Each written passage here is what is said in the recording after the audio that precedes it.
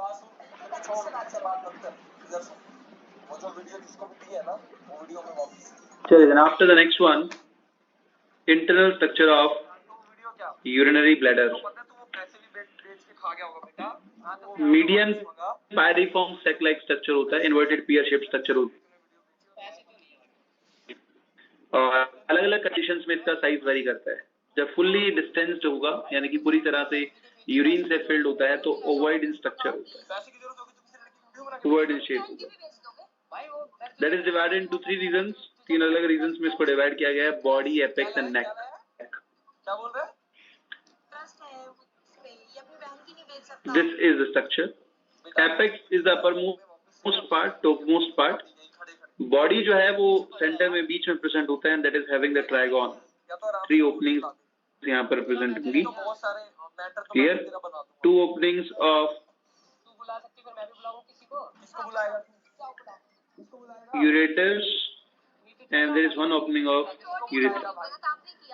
इसलिए इसको trigon कहा जाता है. This is known as trigon. And the last part is neck region basically. यहाँ पर sphincters present होते हैं. After that, sphincters present होंगे. Peritoneal की covering इसके just ऊपर present होती है. जैसे ये abdominal cavity का पेरिटोनियम है, तो किडनी तो पहले ही पेरिटोनियम से बाहर होती है, बैक साइड में होती हैं, और यूरेटर्स यहाँ से आने के बाद इस यूरिनरी ब्लैडर से जुड़ जाते हैं। तो this is basically the peritoneal layer.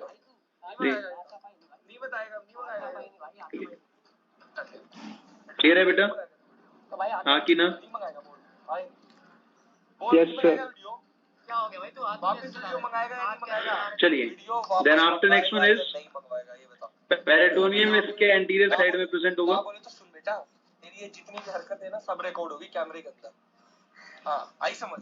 कैमरे के और यहाँ पर इंटरनल यूरेथ्रल स्फिंक्टर होते हैं, जिनको इनवॉलंटरी का स्फिंक्टर माना जाता है। स्मूथ मसल्स प्रेजेंट होंगी। ट्राइगोन में 3 ओपनिंग्स हैं, 2 urethral openings, sorry urethral openings and 1 is urethral opening. इसके अलावा यहाँ पर एक्सटर्नल यूरेथ्रल स्फिंक्टर प्रेजेंट होते हैं, जो कि वॉलंटरी होंगे और स्केलेटल मसल्स जो होती हैं वैसे कंट्रोल करती हैं। Next one, internal structure. अगर हम इंटरनल स्ट्रक्चर की बात करें तो आउटर मोस्ट लेयर जो होगी इसकी, that is tunica adventitia. Tunica adventitia white fibrous connective tissue से बनी हुई लेयर है। एंड यहाँ पर डेट्रूसर मसल लेयर प्रेजेंट होती है। डेट्रूसर इनकी प्रॉपर्टी की वजह से कहा जाता है इनको, दे हेल्प्स इन डेट्रूशन, यूरिन को पुश डाउन करने में हेल्प करती है।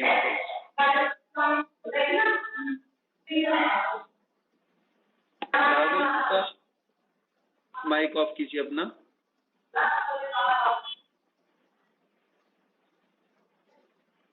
तो outer most is tunica adventitia, जो कि व्हाइट फाइब्रस कनेक्टिव टिश्यू से बनी हुई लेयर है, ठीक है। And inner most is basically mucosa. बीच में मस्कुलरिस लेयर यहाँ पर प्रेजेंट होती है, ठीक है। ये व्हाइट फाइब्रस कनेक्टिव टिश्यू से बनी होगी। मस्कुलरिस जो है वो डेट्रूसर मसल से बनी होती है, और इसके जस्ट बाद में सब म्यूकोसा प्रेजेंट होगा।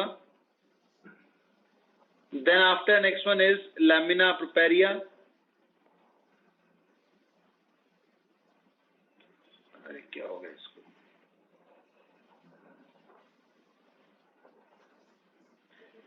एंड लैमिना प्रोपेरिया के बाद में ट्रांजिशनल एपिथेलियम प्रेजेंट होता है। तो बेसिकली इस तरह से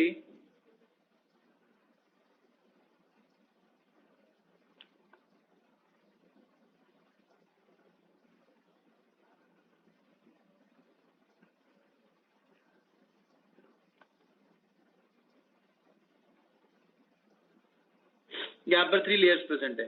outer most is adventitia, white fibrous connective tissue, detrusor, submucosa, lamina propria and transitional epithelium. तो ट्रांजिशनल एपिथेलियम में बेसमेंट मेम्ब्रेन नहीं होती। बेसमेंट मेम्ब्रेन इसलिए नहीं बोलते बेटा, क्योंकि वहां पर सिर्फ जो है कनेक्टिव टिश्यू की लेयर उसके नीचे प्रेजेंट होती है। एपिथेलियल सेल्स वहां पर किसी भी तरह की सिक्रेशन नहीं करती जो कि बेसल लेमिना की फॉर्मेशन करे। Next one,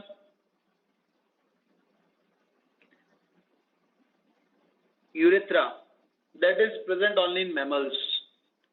urethra male and female दोनों के अंदर अलग अलग फंक्शन करता है। मेल में मच लॉन्गर होगा, that is 15 to 20 centimetre long. Female urethra is basically short and that is about 4 centimetre long only. तो in case of female there are more chances of infection in comparison to mail.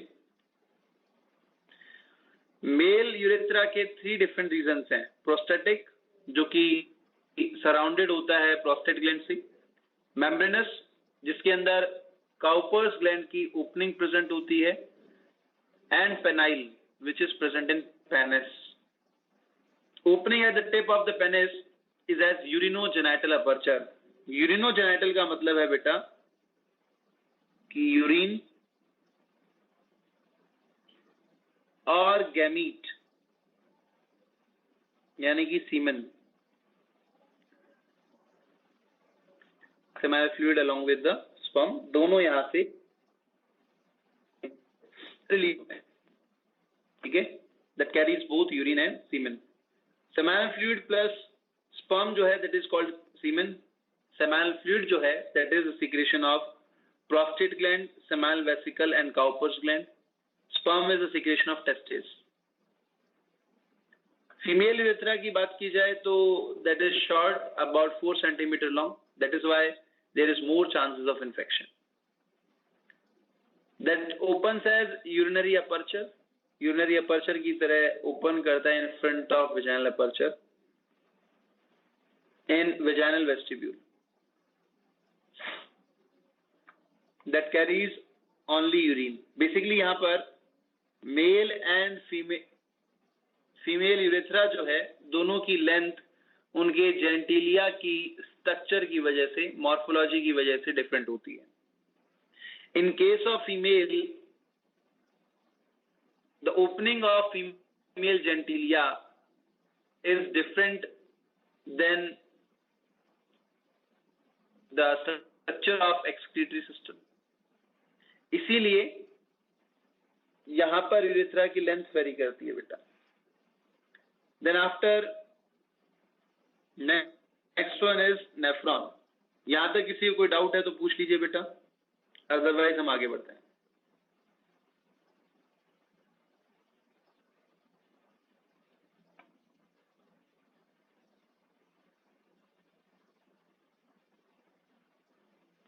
Anyone have any doubt in this? You may ask.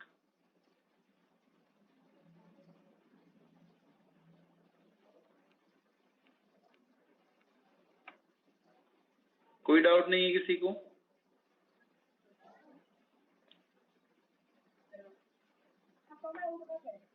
Next one is nephron.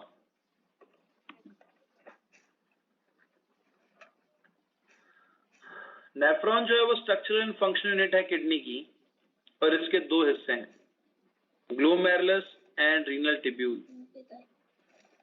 Renal tubule जो है that is having furtherly 4 parts, foemen capsule, PCT, loop of Henley and DCT. Collecting duct जो है वो nephron का हिस्सा नहीं माना जाता।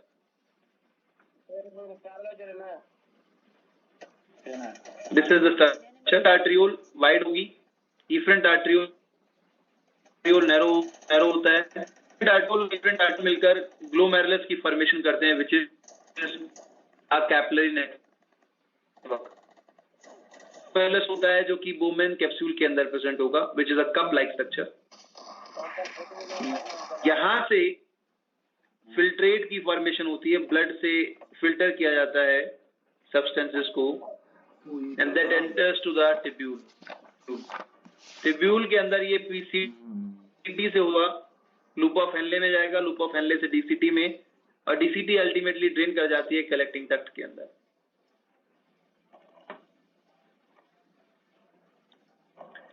अब यहां पर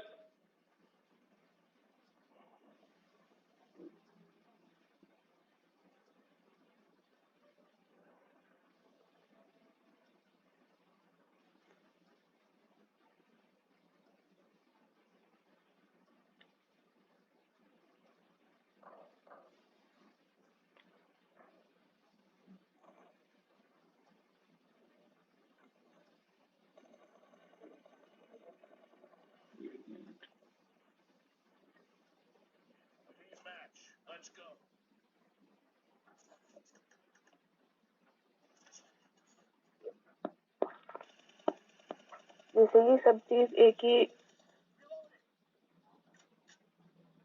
हाँ जी बेटा,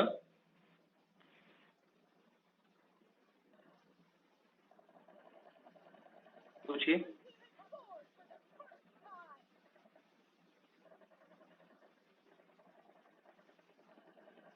glomerulus, PCT, DCT and Bowman capsule, ये सब कॉर्टेक्स में प्रेजेंट होते हैं, जबकि लूप ऑफ हेनले जो है वो मेडुला में प्रेजेंट होगा। ऐसा एक क्वेश्चन आपके मॉड्यूल में भी गिवन है।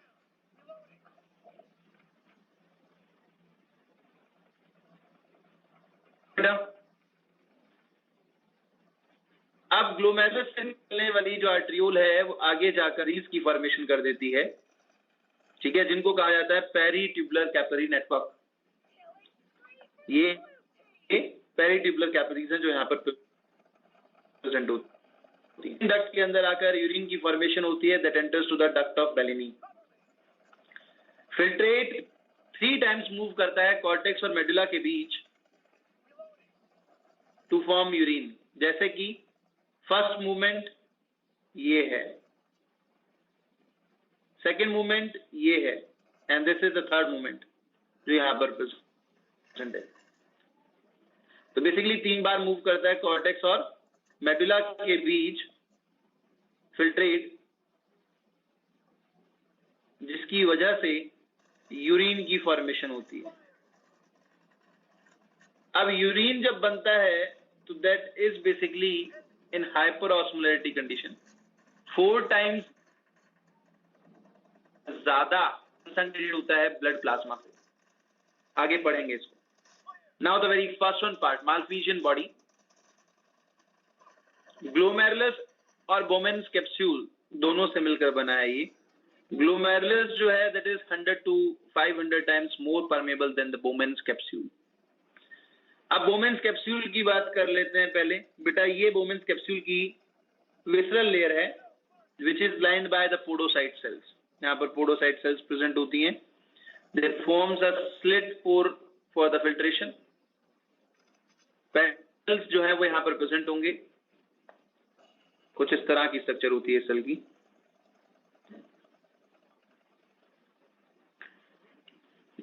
This is podocyte cell. Cytoplasmic process होती हैं जिनको पेडिसेल्स कहा जाता है।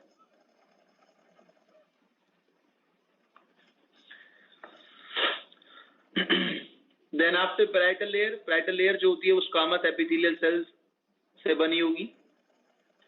इसके बाद ग्लोमेरुलस में एफरेंट आर्ट्रियोल का डायमीटर इफरेंट आर्ट्रियोल से ज्यादा होता है और यहाँ पर टफ्ट ऑफ ब्लड कैपिलरीज बनती हैं ग्लोमेरुलस में, which is lined by squamous cells. यहाँ पर कैप्सुलर स्पेस प्रेजेंट होगा and then after it connects to the PCT, जिसमें brush bordered cuboidal epithelium present होता है। ग्लोमेरुलस और बोमेन्स कैप्सूल को मालफिजियन बॉडी कहा जाता है और रीनल कॉर्पसल भी कहा जाएगा। इसको NCERT लिखती है रीनल कॉर्पसल।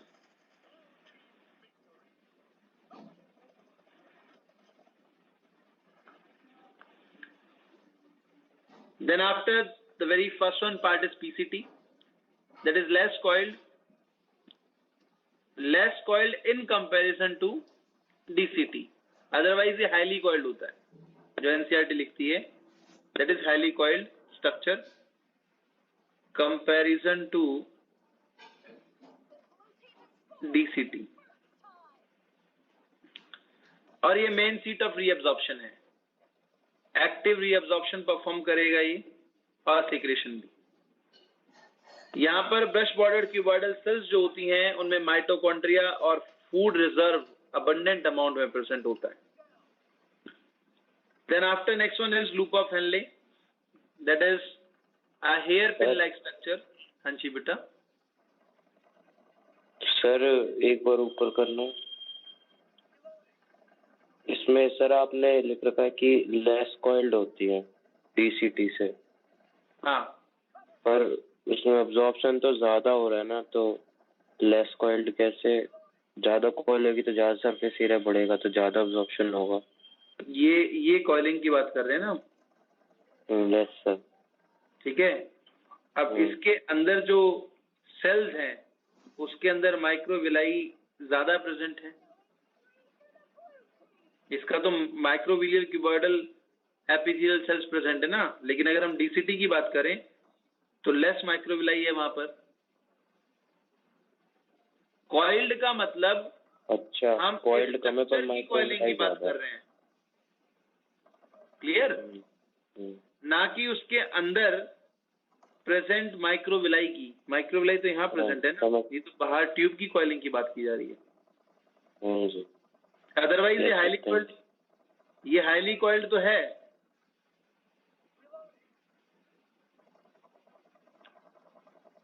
सिंपल सी बात है, देखो ये NCERT revision.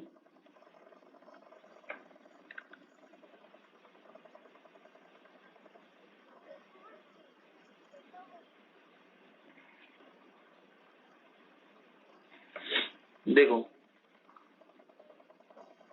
Malpighian, PCT, DCT,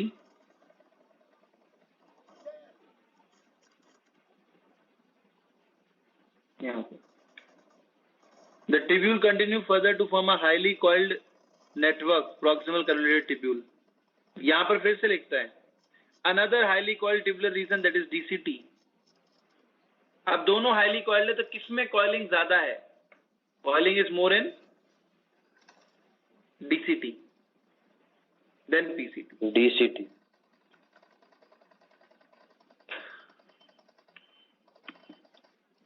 चलिए, then after next one is that is hairpin like structure having two parts, descending limb and ascending limb। descending limb के दो हिस्से हैं, thick and thin segment। descending limb का thick segment जो होता है उसका 4/5 पार्ट है और thin segment जो है 1/5 पार्ट है। जबकि ascending limb में जो thick पार्ट होता है वो लेस होता है and thin part is more। Descending limb permeable to water है, इम्परमिएबल टू आयंस है।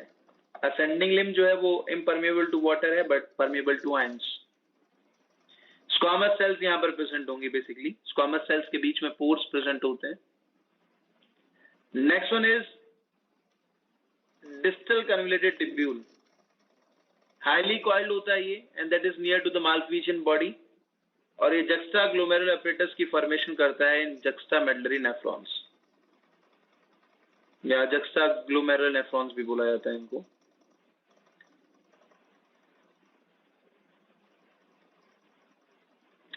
यहां पर क्यूबॉइडल सेल्स होंगी, less microvilli and less food reserve, तो ज्यादा एब्जॉर्प्शन यहां पर होता नहीं है। DCT comes near to Malphizian body। Reason क्या है उसका? ये देखो, ये DCT जो है वो मालफिजियन बॉडी के नजदीक प्रेजेंट है। रीजन क्या है उसका? Loop of Henley. ठीक है, loop of Henley responsible for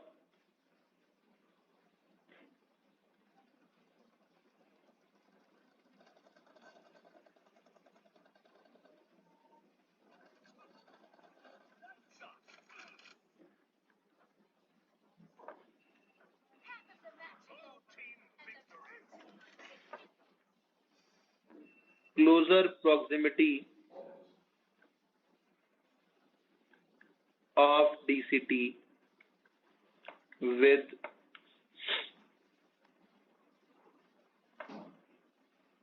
Malphizian body के लिए रिस्पॉन्सिबल है। Next one is types of nephron. Cortical and juxtamedullary दो तरह के होते हैं। Cortical is 80 to 90%, juxtamedullary is 10 to 15%। Vasa recta cortical nephron में एब्सेंट होती है, that is present in juxtamedullary nephron. ठीक है, सुपरफिशियल लूप ऑफ हेनले होगा, यहाँ पर डीप लूप ऑफ हेनले होता है। मालफिजियन बॉडी जो है कॉर्टिकल रीजन में होगी। In this case malpighian body is in juxtamedullary region. Cortical nephron में जक्स्टा ग्लोमेरुलर एपरेटस एब्सेंट होता है but that is present in juxtamedullary nephron. अब बेटा ये पहला जो है दैट इज कॉर्टिकल नेफ्रॉन, दूसरा जो है वो juxtamedullary नेफ्रॉन होता है, ठीक है। यहाँ पर आर्टीरियल एंड वीनस वासा रेक्टा दोनों यहाँ पर रन करती हैं। बेसिकली वासा रेक्टा क्या है?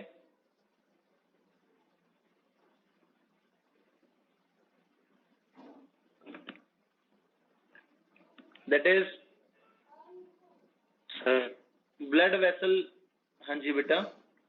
सर मालफिजन बॉडी दोनों न्यूरॉन में नेफ्रॉन में सेम नहीं होती कॉर्टिकल रीजन में? सेम नहीं होती मतलब दोनों की कॉर्टिकल नेफ्रॉन में प्रेजेंट होती है ना,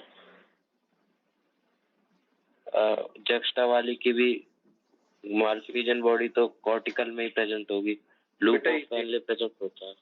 ये इसका हाइट देख और इसका हाइट देख, सेम है।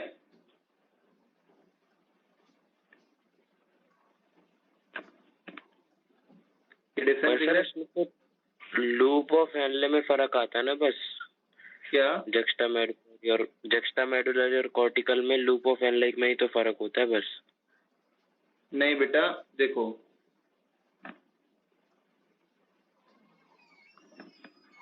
ये कॉर्टेक्स है, ये मेडुला है, करेक्ट? Yes sir. और ये जो रीजन है जो इसके बीच में प्रेजेंट होता है दैट इज जक्स्टामेडुलरी रीजन, जो दोनों के बीचों बीच है। हालांकि वो कॉर्टेक्स का हिस्सा भी है और वो थोड़ा सा मेडुला का हिस्सा भी है। अब अगर यहाँ पर बोमेन्स कैप्सूल और मालफिजियन बॉडी है और यहाँ पर है, दोनों सेम है? नहीं ना? नहीं। तो यही फर्क यहाँ पर भी है। तो देखो, ये देखो,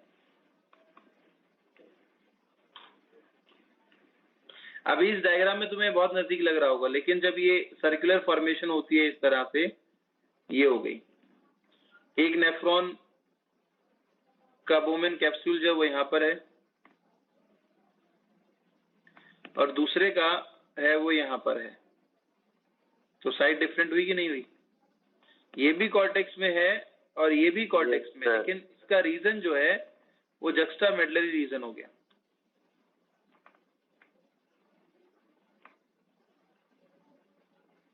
clear? Yes sir.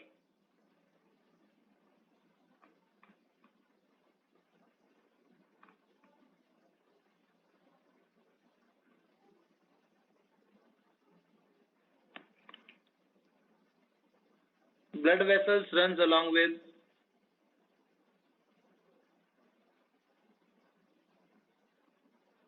loop of Henle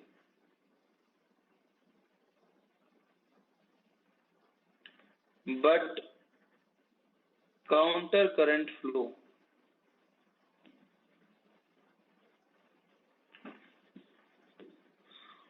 of blood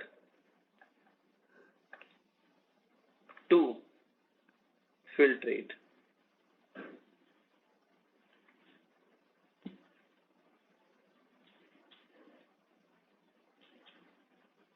चलिए, then after come to the next, juxtaglomerular apparatus. Juxtapositioning of glomerulus on DCT की वजह से बनता है। फॉर एग्जाम्पल ये बोमेन कैप्सूल है, ठीक है, और ये आगे जाकर फॉर्मेशन कर देगा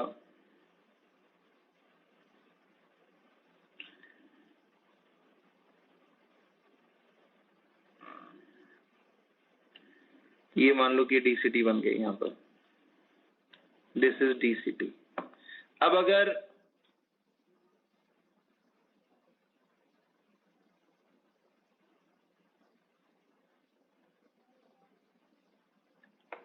ये इसके ऊपर जाए इस तरह से,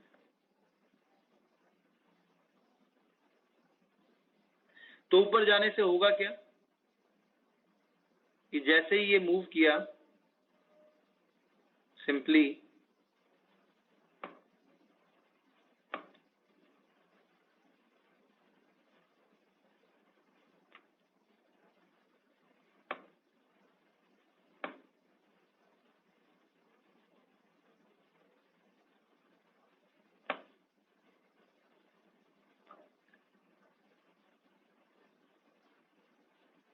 ये जक्स्टा पोजिशनिंग में आ गया।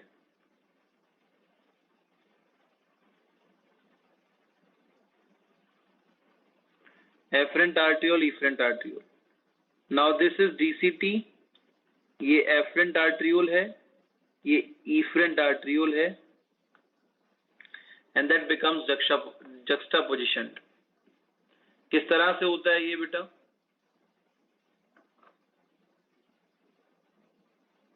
फॉर एग्जाम्पल आप ये सोचिए कि ये जो आपका हाथ है, इसमें जिधर 4 फिंगर्स प्रेजेंट है ये एफरेंट आर्ट्रियोल है, डायमीटर ज्यादा हो गया, और ये जिधर थंब प्रेजेंट है ये इफरेंट आर्ट्रियोल हो गया, और ये DCT है। तो इस DCT के ऊपर ये इस तरह से जक्स्टा पोजिशनिंग पर आ जाएगा।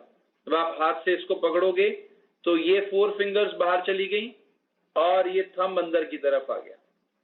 अब जो इसके कनेक्शन में होगा एफरेंट आर्ट्रियोल के पार्ट में, जो DCT इसके कनेक्शन में होगा, उतना हिस्सा डेंस एपिथेलियल सेल से बन जाएगा, जिसको हम बोलेंगे मैक्युला डेंसा, जो इसके कनेक्शन में होंगी यहां पर, that is macula densa.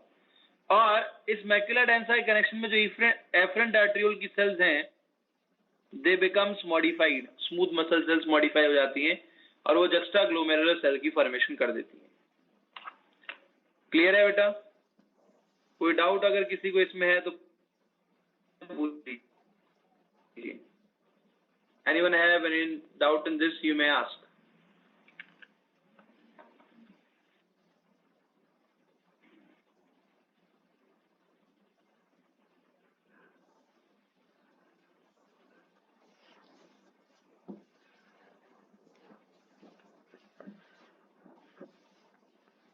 Now the diagrammatic representation of this, ये देखो, DCT के ऊपर जब जक्स्टा पोजिशनिंग हुई, तो जक्स्टा पोजिशनिंग होने से एफरेंट आर्ट्रियोल की जो सेल DCT के कनेक्शन में है,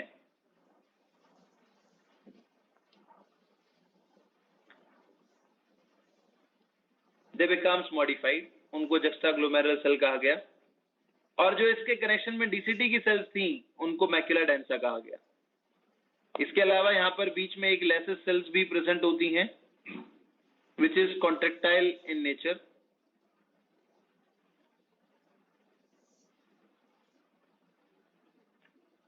लेसिस सेल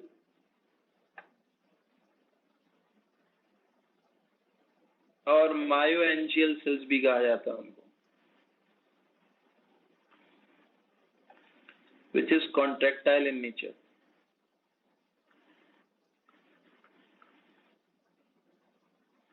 जो यहां पर प्रेजेंट होगी।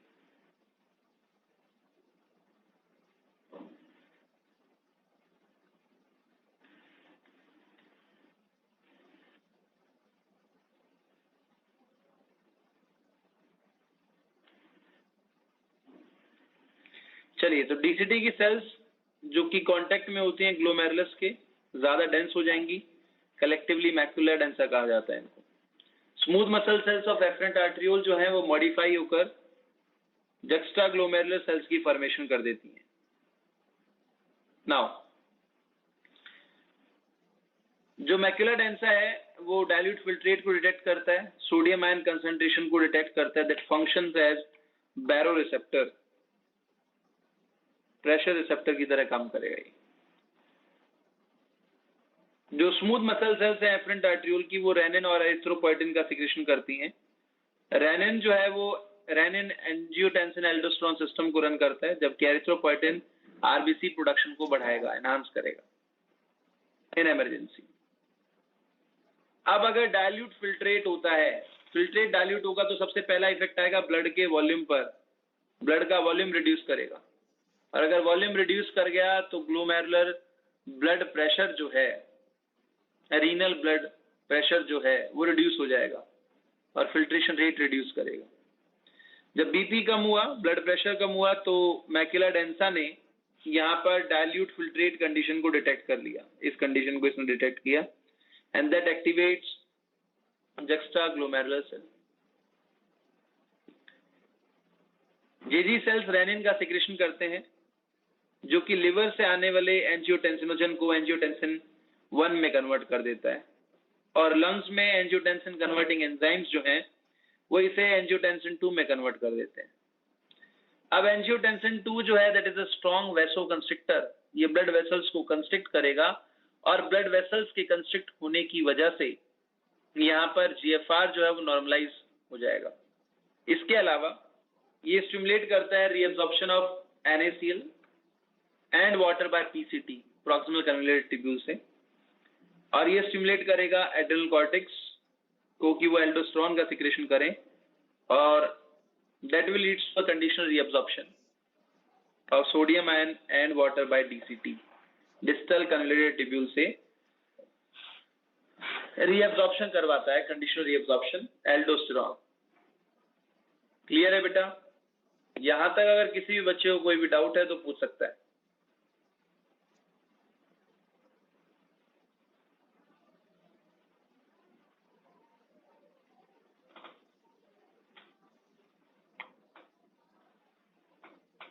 आगे बढ़े, कोई डाउट यहां तक किसी को?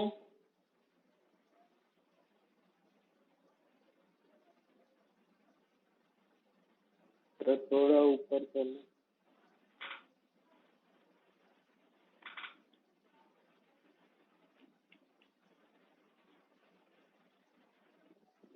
ओके सर, हो गया। हो गया? चलिए, then after come to the next.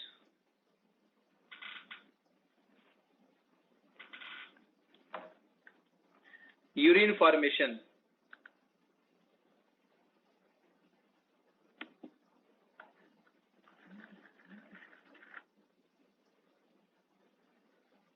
Urine formation जो है that includes 3 processes, glomerular filtration, tubular reabsorption and tubular secretion.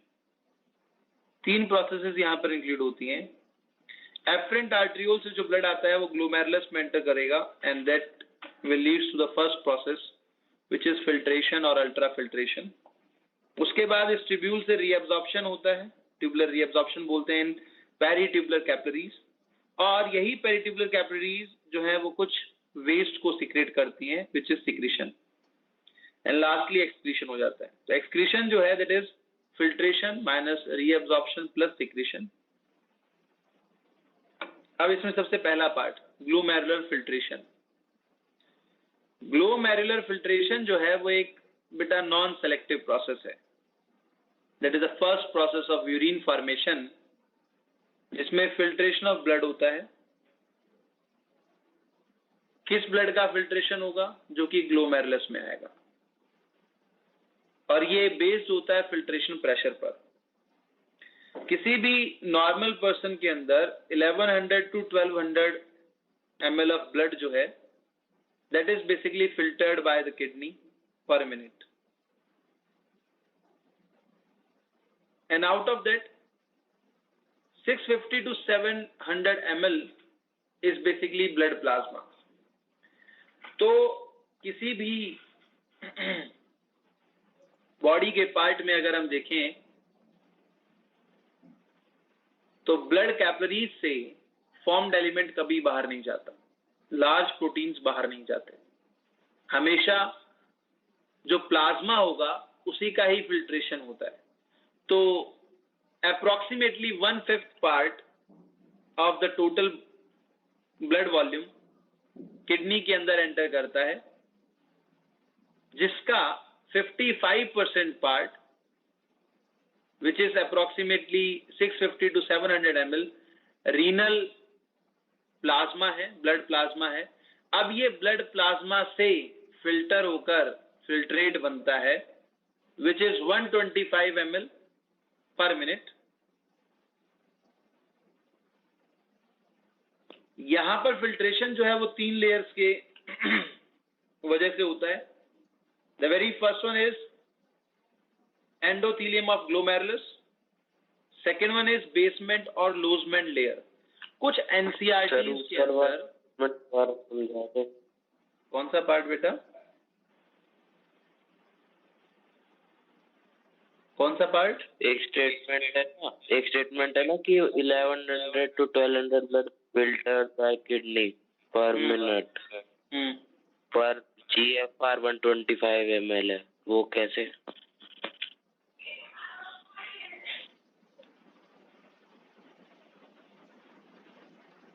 देखो हमारी बॉडी का ब्लड जो है दैट इज 5000 ml। इसका 1/5 पार्ट निकालू तो मैं 1000 ml के आसपास आएगा।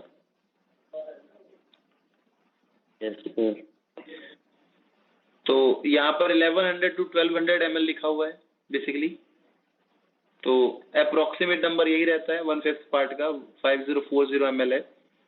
इसका 55% पार्ट जो है अगर हम देखें तो that is approximately 650 to 700 ml, correct. अब इससे सर इस लाइट का क्या मतलब है कि 1100 to 1200 ब्लड फिल्टर्ड नहीं पर मिनट? हाँ तो इतना ब्लड जो है वो पर मिनट किडनी में आता है ना बेटा।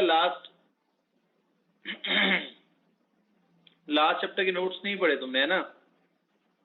70 ml of blood is pumped by each ventricle 72 times per minute, which is equal to 5040 ml, correct.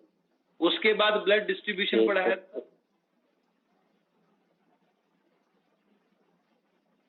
Blood distribution में क्या पढ़ाया था कि हार्ट जो है उसमें 10% जाएगा, ब्रेन जो है उसमें 15% जाएगा और किडनी में 20% जाएगा।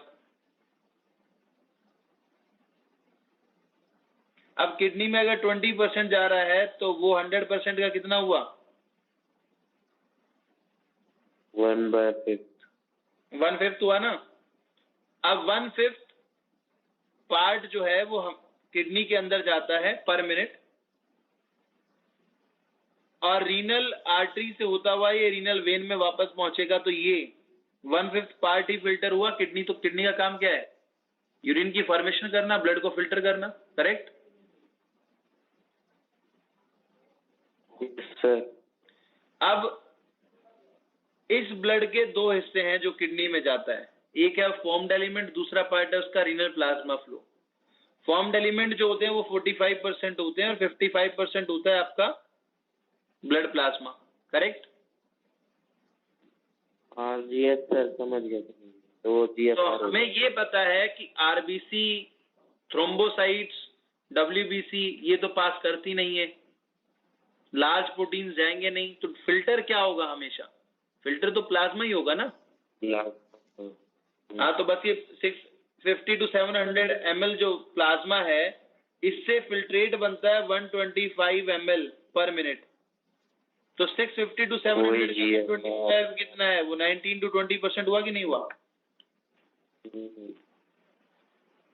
तो ये हो गया ग्लोमेरुलर फिल्ट्रेशन रेट, और 125 ml है तो 90 to 20% इज फिल्ट्रेशन फ्रैक्शन, हाँ कि ना? Yes sir, that's it.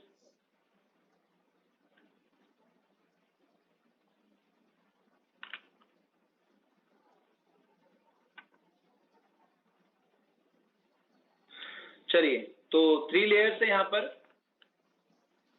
Filtration होता है। The very first one is endothelium of glomerulus. भैया ग्लोमेरुलस में ब्लड कैपिलरीज प्रेजेंट है, और कैपिलरीज जो होती हैं वो यूनिलेयर्ड, सिंगल लेयर्ड होती हैं, and that is formed by simple squamous epithelium.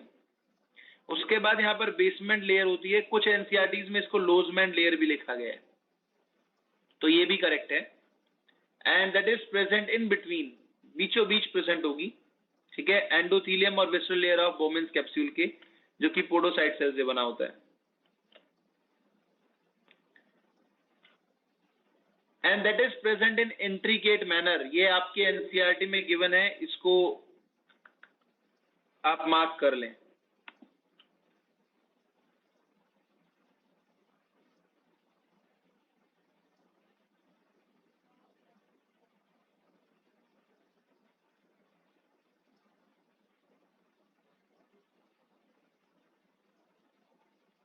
ये देखिए, basal membrane between these two layers, the epithelial cells of Bowman capsule are podocytes arranged in an intricate manner so as to leave some minute spaces called filtration slit or pores. Clear? तो इस line को underline कर लीजिए।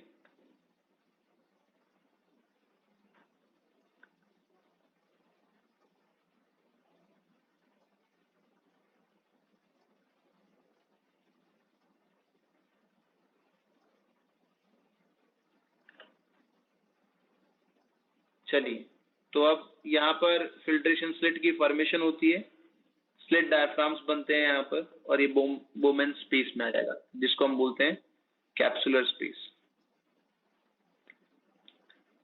Capsular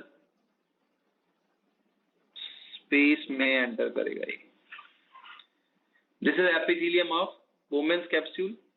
ये glomerulus है और बीच में हो गया basement layer. Next one is development of filtration pressure. कैसे बना फिल्ट्रेशन प्रेशर? तो दो अलग अलग चीजें यहां पर काम करती हैं। पहला, एफरेंट आर्ट्रियोल का डायमीटर जो होता है वो इफरेंट आर्ट्रियोल से ज्यादा बड़ा होता है, तो आने वाला ब्लड का वॉल्यूम ज्यादा है और जाने वाले ब्लड का वॉल्यूम कम है। इसीलिए कुछ ब्लड जो है वो टफ ब्लड कैपिलरीज में रह जाता है, and that exerts a pressure on visceral layer of Bowman's capsule. देखो, इसका डायमीटर ज्यादा है, इसका डायमीटर कम है, तो यहां पर जो ब्लड आएगा, यहां पर ब्लड का वॉल्यूम ज्यादा है इन कंपैरिजन टू इफरेंट, यहां पर कम है। तो जो ब्लड आकर यहां रुक गया, दैट इज हाइड्रोस्टेटिक, वो इस लेयर के ऊपर एक प्रेशर एक्सर्ट करेगा जिसको हम बोलते हैं ग्लोमेरुलर हाइड्रोस्टेटिक प्रेशर। देखिए,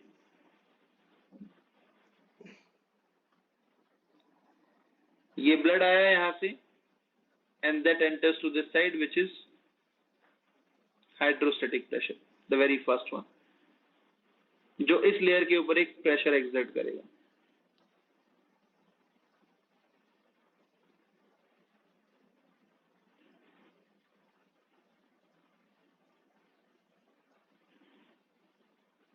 अब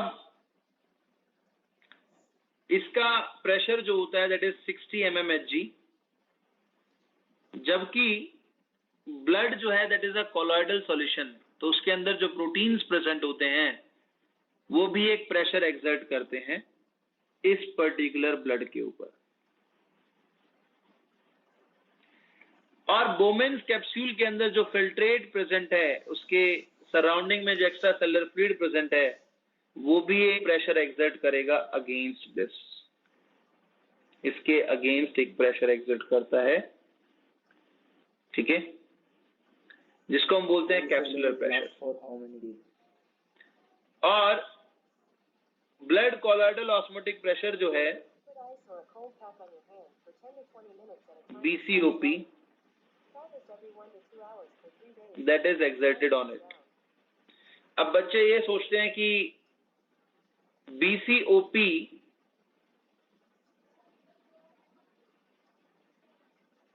और कैपिलरी का जो ब्लड प्रेशर है, ठीक है, विच इज GHP, ये दोनों सेम डायरेक्शन में लग रहे हैं, लेकिन ऐसा नहीं है बेटा।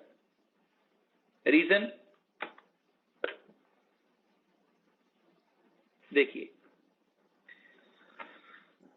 यहां पर ग्लोमेरुलर हाइड्रोस्टेटिक प्रेशर प्रेजेंट है जो कि बोमेन्स कैप्सूल के ऊपर एक प्रेशर लगा रहा है। जब ये बोमेन्स कैप्सूल के ऊपर प्रेशर लगा रहा है तो ऊपर से एफरेंट आर्ट्रियोल से आने वाला ब्लड जो है, एफरेंट आर्ट्रियोल से आने वाला ब्लड, इस ब्लड के ऊपर एक प्रेशर एक्सर्ट कर रहा है, और नीचे बोमेन कैप्सूल में जो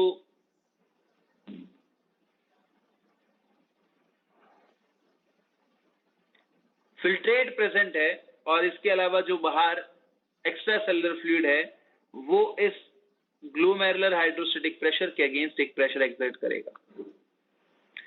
तो इसका सेटअप कैसा है बेटा? That's like lemon squeezer. घर में जो नींबू निचोड़ने वाला होता है उसके जैसा सेटअप है इसका। यहां पर बीचों बीच जो ग्लोमेरुलर हाइड्रोस्टेटिक प्रेशर है, दैट इज लाइक लेमन। ऊपर से प्रेस करता है कौन? बीसीओपी। लेकिन क्या आप सिर्फ ऊपर से प्रेस करने पर नींबू को निचोड़ सकते हैं? बताओ, बोलो भाई। No sir. जरूरत पड़ेगी किसकी? दोनों तरफ से लगना चाहिए, प्रेशर दोनों तरफ से लगना चाहिए।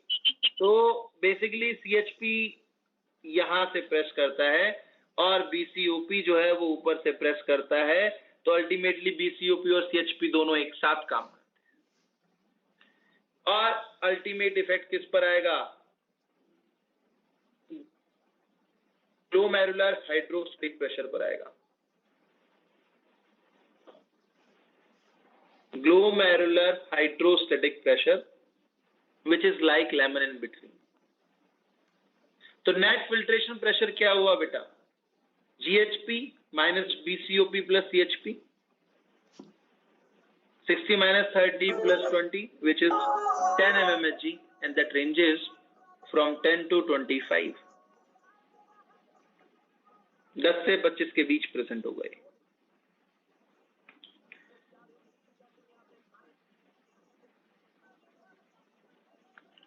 क्लियर है बेटा? कोई डाउट इसमें किसी को? Now glomerular filtration rate, total amount of filtrate basically formed per minute, that is called filtration rate, 125 ml per minute and 180 liters per day।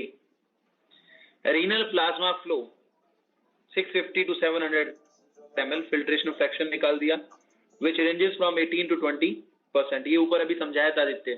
Clear है बेटा सभी लोगों को ये वाला पार्ट? हाँ कि ना? Yes sir. चलिए, then after next one is auto regulation of glomerular filtration. ये वाला पार्ट बच्चों को थोड़ा टफ लगता है, समझ में नहीं आता, तो लेमन मेथड में इसको समझो। मायोजेनिक ऑटो रेगुलेशन, मायो का मतलब होता है मसल, जेनिक मतलब generated, muscle generated auto regulation. हाँ जी बेटा शिवानी। सर एक बार CHP बताना कहाँ पे लगेगा? Capsular hydrostatic pressure. सिंपल है, देखो ये बोमेन कैप्सूल है। Yes sir. इसके अंदर फिल्ट्रेट प्रेजेंट होगा। Yes sir. और ये ग्लोमेरुलस है। Yes sir. अब इधर से ब्लड आ रहा है तो इधर ब्लड का वॉल्यूम ज्यादा है। Yes sir. तो इधर ब्लड का वॉल्यूम ज्यादा है, लेकिन इधर से जाने वाले ब्लड का वॉल्यूम कम है। Yes sir. तो कुछ ब्लड जो है वो यहाँ पर स्टेगनेंट हो जाएगा। Yes sir. जो इस बोमेन कैप्सूल की विसरल लेयर के ऊपर एक प्रेशर एक्सर्ट करेगा। Yes sir. करेक्ट। अब जो नीचे कैप्सूल के अंदर फिल्ट्रेट प्रेजेंट है वो भी तो एक रेजिस्टेंस देगा, हाँ कि ना? यस। Yes sir. तो वो इसके अगेंस्ट काम करेगा। Yes sir.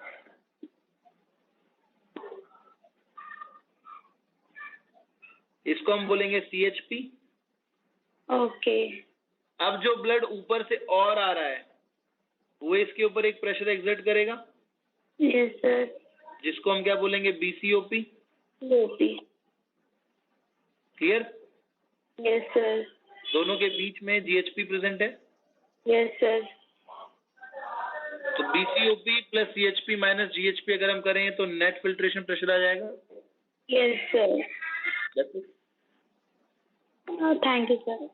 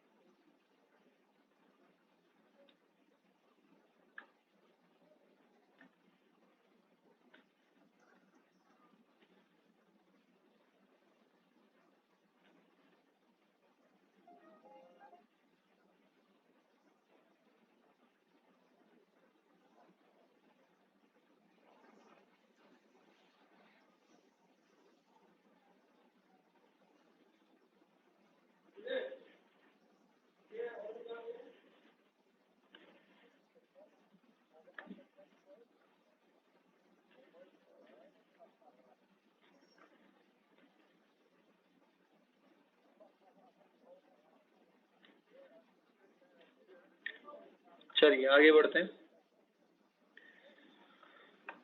Myogenic auto regulation क्या होता है? देखो, बहुत ही बेसिक सी बात।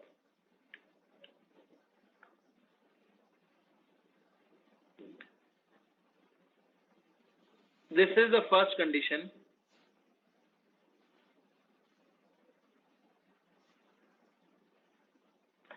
जब नॉर्मल कंडीशन है,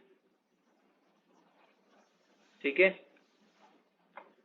नॉर्मल कंडीशन है तो आपको इस तरह से बोमेंस कैप्सूल दिखाई देगा। नाउ ब्लड का वॉल्यूम बढ़ा, तो ब्लड का वॉल्यूम बढ़ने पर क्या होगा? ब्लड का प्रेशर भी बढ़ेगा, हाँ कि ना?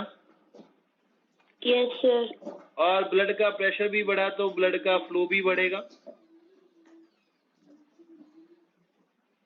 Yes sir. ठीक है, एवरीथिंग गेट्स इंक्रीज्ड, जिसकी वजह से ग्लोमेरुलाई में ज्यादा ब्लड आ जाएगा। जब ग्लोमेरुलाई में ज्यादा ब्लड होगा तो ग्लोमेरुलस जो है वो लोअर वॉल के ऊपर ज्यादा प्रेशर एक्सर्ट करेगा, हाँ कि ना? Yes sir. अब इधर जीएचपी बढ़ता जा रहा है, कैप्सुलर रेजिस्टेंस कम हो रही है। जब प्रेशर बढ़ रहा है तो फिल्ट्रेट का अमाउंट बढ़ेगा कि नहीं बढ़ेगा? मान लो कि जीएचपी बढ़कर 80 हो गया, रेजिस्टेंस जो है वो 50 है, तो प्रेशर तो 30 पहुंच जाएगा ना। भाई बीसीओपी जो है, यस सर। क्लियर? बीसीओपी और सीएचपी को का जो अमाउंट है वो 50 पहुंचा बेसिकली, तो ये 30 हुआ कि नहीं हुआ? हुआ ना। अब इसका इफेक्ट क्या आएगा? इसका इफेक्ट ये आएगा कि जो इसकी वेस्कुलर वॉल है, ये वॉल यहां से, और अगर आप यहां पर देखोगे तो ये वॉल स्ट्रेच हो गई। ये स्ट्रेच्ड है वॉल, हाँ कि ना? Yes sir. जब स्ट्रेच्ड वॉल होंगी तो calcium ion extra cellular fluid से एंटर करेगा।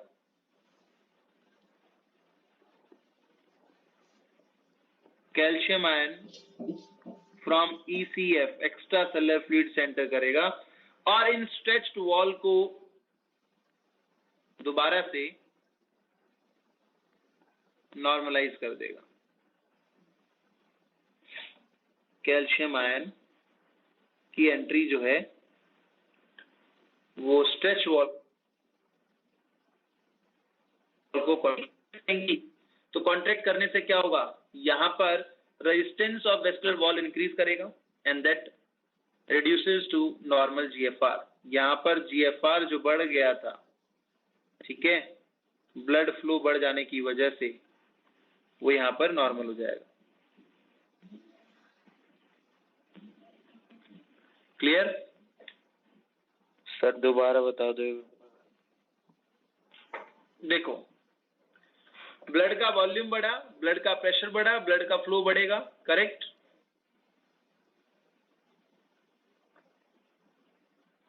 हाँ कि ना? Yes sir. अब इसकी वजह से ग्लोमेरुलर फिल्ट्रेशन रेट भी बढ़ेगा।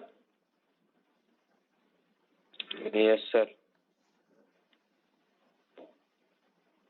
अब जब इसकी वॉल स्ट्रेच्ड हो गई, जब ब्लड का वॉल्यूम यहाँ पर ज्यादा हुआ तो ये वॉल स्ट्रेच हो गई, करेक्ट?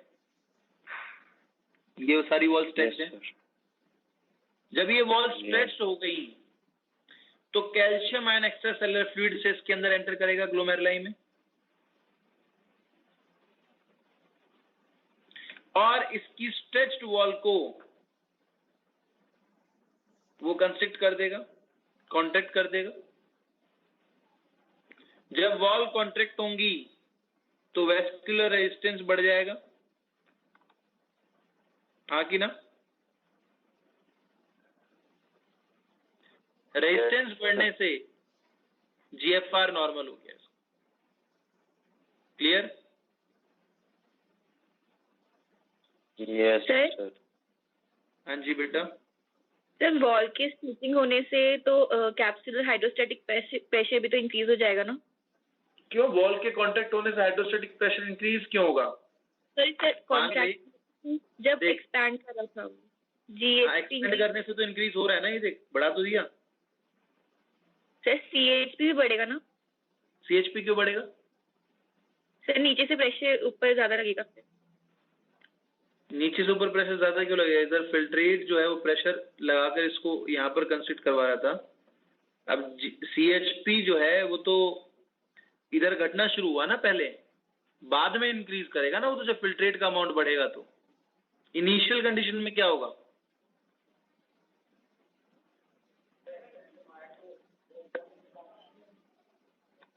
जब ब्लड का वॉल्यूम बढ़ा, मेरी बात सुनो ध्यान से, कि जब ब्लड का वॉल्यूम बढ़ा तो वॉल्यूम बढ़ने से यहां पर GHP बढ़ा, करेक्ट ईशा? Yes sir. लेकिन अंटिल दैट जो CHP है वो तो वही रहेगा हाँ जो फिल्ट्रेट पहले प्रेजेंट है, करेक्ट? हाँ सर। अब उससे क्या होगा कि नेट फिल्ट्रेशन प्रेशर जो है वो इंक्रीज कर जाएगा। हाँ नेट फिल्ट्रेशन प्रेशर इंक्रीज कर गया तो फिल्ट्रेट का अमाउंट बढ़ जाएगा। हाँ सर। अब फिल्ट्रेट का अमाउंट बढ़ा तब वो रेजिस्टेंस क्रिएट करेगा ना इसके अगेंस्ट। अच्छा ठीक है। इनिशियली थोड़ी ना करेगा। हाँ हाँ हाँ। अच्छा ठीक है sir, okay.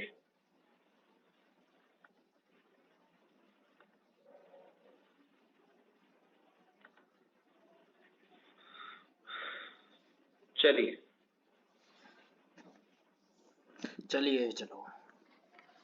GFR and blood flow दोनों इंक्रीज कर गए। चलिए then after come to the next juxtaglomerular apparatus.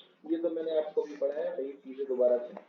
Dilute filtrate होगा तो ब्लड का वॉल्यूम और प्रेशर घट गया, क्योंकि जितना वाटर था वो तो किसमें पहुंच गया? That enters to tubules.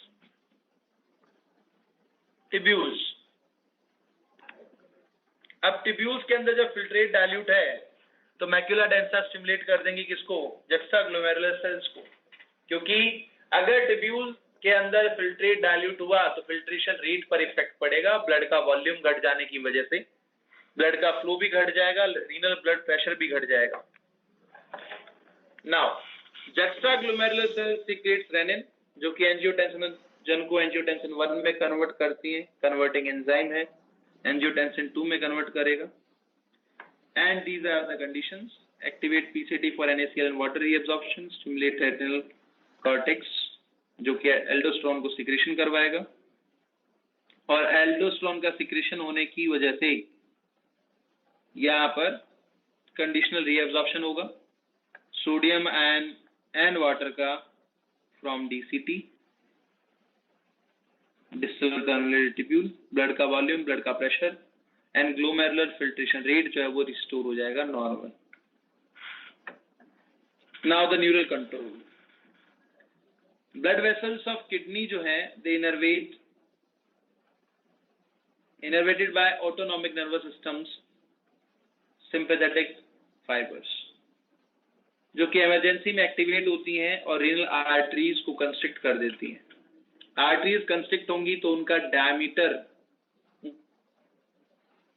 Human, उनके अंदर प्रेजेंट स्पेस कम हो जाएगा, और जब स्पेस कम होगा तो रीनल ब्लड फ्लो डिक्रीज करेगा, और रीनल ब्लड फ्लो की डिक्रीज करने की वजह से फिल्ट्रेशन रेट जो है वो भी रिड्यूस कर जाएगा, and that reduces urine formation.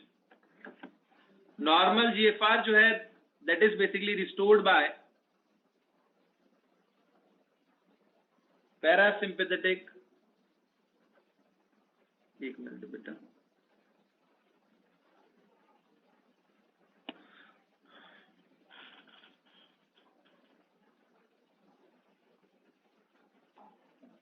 Nerve fibres, और सिंपली भी नॉर्मल कंडीशन आने पर ये रिस्टोर हो जाता है नॉर्मल पर।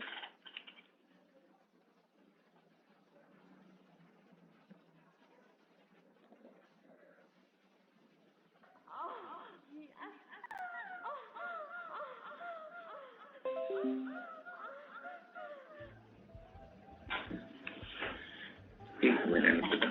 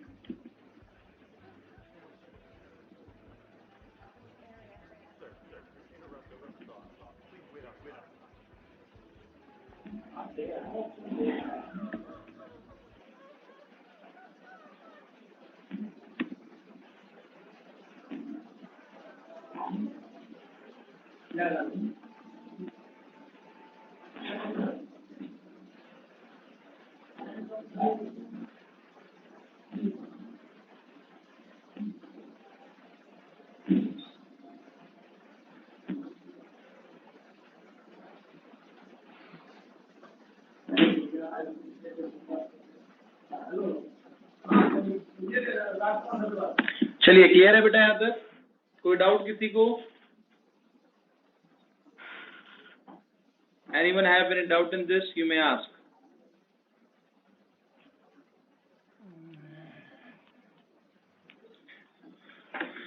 चलिए, then after next one is tubular reabsorption. पहले थ्योरी पढ़ेंगे, फिर उसके बाद डायग्रामेटिक। तो ट्यूबुलर रीअब्जॉर्प्शन जो है वो क्यों होता है, रीजन क्या है उसका? क्योंकि अल्ट्रा फिल्ट्रेशन जो है एक नॉन सेलेक्टिव प्रोसेस है। वो ये नहीं देखती कि किस मॉलिक्यूल की बॉडी को जरूरत है और किसकी नहीं।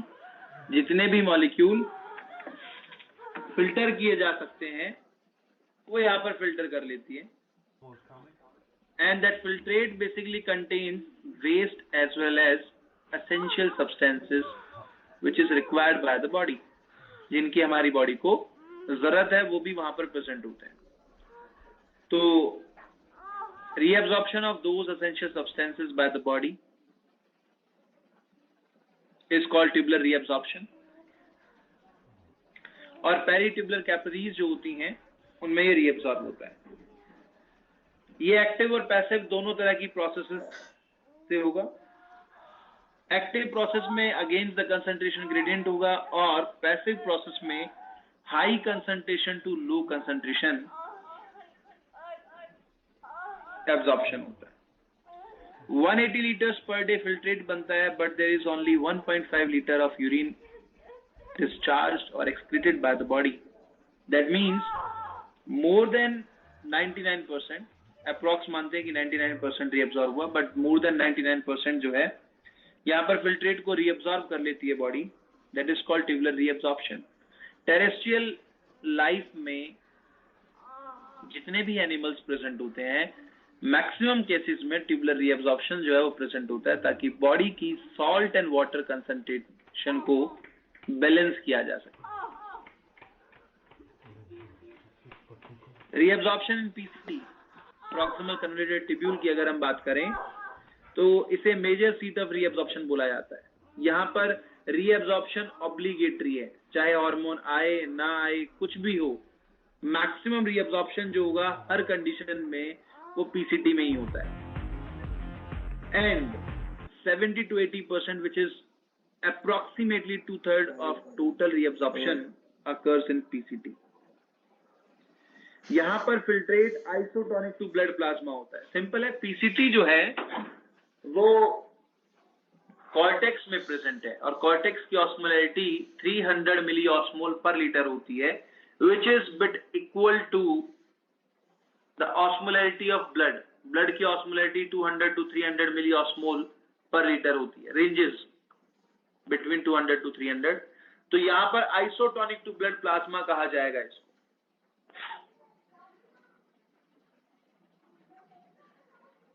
क्या रीअब्सॉर्ब होता है यहाँ पर? All glucose, amino acid, 70% sodium, 75% potassium, vitamin C, ascorbic acid कहा जाता है, that is bioactive transport. Chloride ion by diffusion, passive transport. 75% water जो है वो ऑस्मोसिस से आता है, that is basically depend on the absorption of salt NaCl sodium ion के साथ ऑस्मोटिकली ये यहाँ पर एंटर करता है। लूप ऑफ हेनले के अंदर अगर हम बात करें तो मिनिमम रीअब्जॉर्प्शन होता है यहाँ पर। Descending limb is basically present in medullary region which is impermeable to solute but permeable to water. 25% reabsorption of water जो है that occurs due to the hyperosmolarity of medullary interstitium in descending limb, और यहाँ पर filtrate hypertonic हो जाता है blood plasma के। फिर से असेंडिंग लिम्ब में जब जाएगा तो कैपिलरी की तरह काम करता है असेंडिंग लिम्ब। दोबारा से मेडुला से वो भेज रहा है किसकी तरफ? कॉर्टेक्स की तरफ। जब मेडुला से कॉर्टेक्स की तरफ ऊपर की तरफ जाएगा तो उस केस में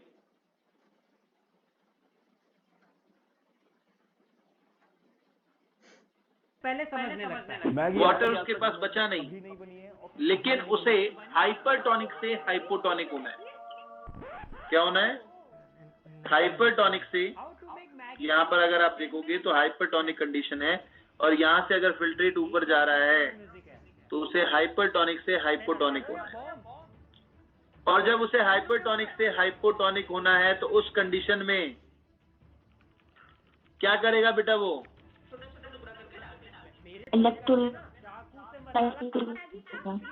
करेक्ट। इसीलिए यहाँ पर असेंडिंग लिम्ब जो होती है वो इम्परमेबल टू वाटर होती है, but that is permeable to solutes and ions. और यहाँ पर सॉल्ट का रीअब्जॉर्प्शन होता है। Salt is reabsorbed by the body. 20% of potassium ion जो है वो इस जगह रीअब्सॉर्ब होगा। एक मिनट। और इस दूध को मैं पैन में डाल दूंगी। ये पानी मैंने इसमें डाल दिया है। देखिए 1 पैकेट मैंने डाल दिया है। अब दूसरा पैकेट में डाल दूंगी। देखिए यहाँ मैंने कुछ रोज के ड्राई लीव्स ले लिए हैं। देखिए इसमें 2 चम्मच मैंने मिठाई हुई मिक्स कर दिया है। हमारी मीठी मैगी बिल्कुल तैयार है। चाहे तो इस पे ड्राई फ्रूट भी डाल सकते हैं। बना दिया मुझे। ये बेकार रेसिपी वालों के लिए ना रूल होना चाहिए कि ये बनाने के बाद अपना काट खाए। आज आपको बताने जा रहे हैं मैगी समोसा। चलिए, तो 25% पोटेशियम जो है वो यहाँ पर रीअब्सॉर्ब होता है। Chloride and sodium ion electrostatic force of interaction के वजह से एक साथ बाहर आते हैं, रीअब्सॉर्ब। यहाँ पर filtrate isotonic to blood plasma हो जाता है दोबारा से। असेंडिंग लिम्ब का अगर आप एंड देखोगे तो असेंडिंग लिम्ब का एंड जो है वो थिक सेगमेंट है। ये असेंडिंग लिम्ब का एंड है बेसिकली। यहाँ पर DCT आ गया तो ये थिक सेगमेंट दोबारा से कॉर्टेक्स में आ जाता है। इसीलिए ये क्या हो जाएगा? जल्दी से बताओ। Isotonic to blood plasma. Then after next one is reabsorption in DCT। DCT में पहुंचने के बाद कंडीशनल रीअब्जॉर्प्शन होता है इन द प्रेजेंस ऑफ ADH। अगर यहाँ पर वाटर और सोडियम आयन का रीअब्जॉर्प्शन हो रहा है तो फिल्ट्रेट हाइपरटोनिक हो जाएगा। Hypertonic in the presence of ADH। लेकिन hypertonic to blood plasma in the presence of ADH। यहाँ पर सोडियम पोटेशियम आयन के होम्योस्टेसिस को मेंटेन किया जाता है। सोडियम पोटेशियम आयन पंप जो है वो सोडियम को रीअब्सॉर्ब करेगा पेरिट्यूबुलर कैपिलरीज से और रिलीज कर देगा पोटेशियम आयन को पेरिट्यूबुलर कैपिलरीज के अंदर। Tubular secretion 15 to 25% blood plasma जो होता है that is filtered by the glomeruli. Remaining peritubular capillaries blood से मेटाबॉलिक वेस्ट को रिमूव करती हैं ट्यूबुलर सेल्स के अंदर। तो पेरिट्यूबुलर कैपिलरीज का सिक्रेशन रीनल ट्यूब्यूल के अंदर ट्यूबुलर सिक्रेशन कहलाता है। और tubular cells of peritubular capillaries जो होती हैं वो H positive ion, hydrogen ion, potassium ion और अमोनिया का सिक्रेशन करेगा इनटू द फिल्ट्रेट। क्या करने के लिए? पीएच को मेंटेन करने के लिए, आयनिक बैलेंस को बनाने के लिए। ठीक है, अगर H पॉजिटिव आयन का कंसंट्रेशन ब्लड में ज्यादा है तो कंडीशन एसिडिक हो जाएगी, जबकि ब्लड का जो पीएच होता है वो एल्कलाइन होता है, तो H पॉजिटिव को सिक्रेट कर देगा, पॉजिटिव चार्ज को बाहर भेज देता है। That is the only mode of secretion in case of desert amphibians, जहां पर ग्लोमेरुलाई नहीं प्रेजेंट होता है nephron. Now the secretion, PCT में सेलेक्टिव सिक्रेशन होता है H पॉजिटिव एंड अमोनिया का, एब्जॉर्प्शन होगा HCO3 नेगेटिव आयन का, बाइकार्बोनेट आयन का, which is approximately the 90%। Except descending limb of loop of Henle, जहां पर सिर्फ वाटर के लिए परमिएबल है वो और सॉल्ट के लिए परमिएबल नहीं है। बाकी पूरे रीनल ट्यूब्यूल के अंदर, पीसीटी के अंदर, ascending limb of loop of Henle के अंदर, डीसीटी के अंदर, there is an active process of H positive ion secretion and reabsorption of bicarbonate ion. ये एक एक्टिव प्रोसेस है।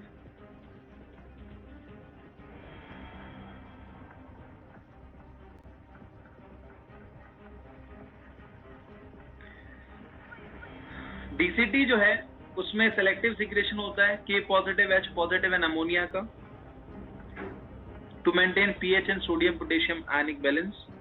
Collecting ducts selective secretion करती हैं हाइड्रोजन एंड पोटेशियम आयन का, and large amount of water reabsorbed here. large amount में water को reabsorb किया जाता है इस जगह पर। Now this is the diagrammatic representation. Tubular reabsorption जो है वो रेड कलर से पिंक कलर से मार्क्ड है और ट्यूबुलर सिक्रेशन जो है वो ब्लैक कलर से मार्क्ड है। तो ये रीअब्जॉर्प्शन है, phosphate, hormones, glucose, amino acid, vitamin C, bicarbonate ion, chloride ion, sodium, potassium ion and water का रीअब्जॉर्प्शन पीसीटी में होता है। वाटर का reabsorption descending limb of loop of Henle में होगा। Ascending limb of loop of Henle में bicarbonate ion, salt, potassium, magnesium, calcium ion का reabsorption होता है एंड वाटर एंड सॉल्ट का रीअब्जॉर्प्शन कंडीशनल रीअब्जॉर्प्शन है। More water is reabsorbed under the effect of ADH and aldosterone. Salt का reabsorption, bicarbonate का reabsorption, water का और urea का reabsorption collecting duct से होता है। अब ट्यूबुलर सिक्रेशन की बात कर लेते हैं। तो uric acid, hippuric acid, drugs, creatinine, hydrogen ion, ammonia का ट्यूबुलर सिक्रेशन होता है पीसीटी में। इसके अलावा अमोनिया, पोटेशियम और हाइड्रोजन आयन का सिक्रेशन होगा डीसीटी में। कलेक्टिंग डक्ट के अंदर सेलेक्टिव सिक्रेशन होता है हाइड्रोजन, पोटेशियम आयन का।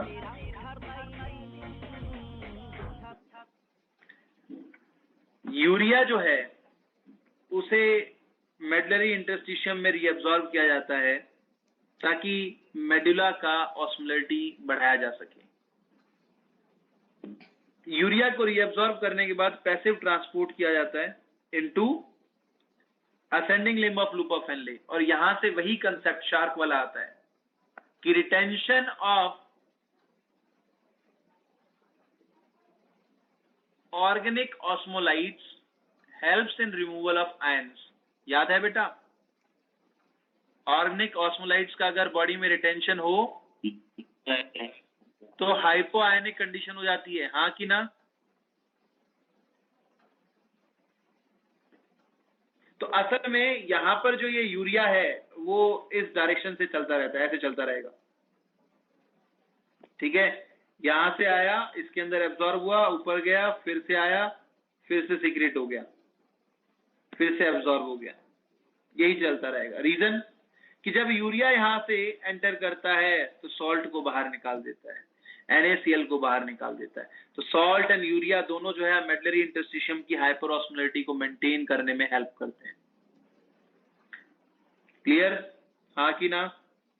बोलो भाई। yes, अब जब यूरिन यहाँ पर सीक्रेट होगा that is 4 times more concentrated than filtrate.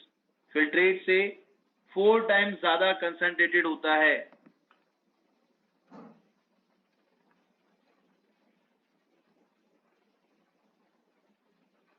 और 4 टाइम्स ज्यादा कंसंट्रेटेड होने की वजह से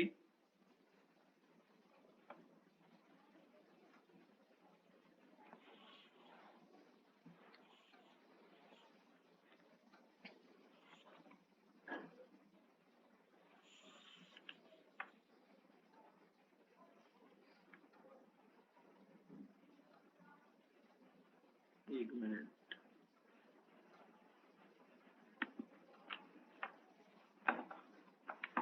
that is directly removed from the kidney. Now the threshold substances, highest concentration of a substance into blood up to which it is totally reabsorbed from glomerular filtrate, इसको हम threshold substance बोलते हैं. High threshold substance क्या है? Glucose and amino acids, मतलब ये completely reabsorb कर लेती है बॉडी.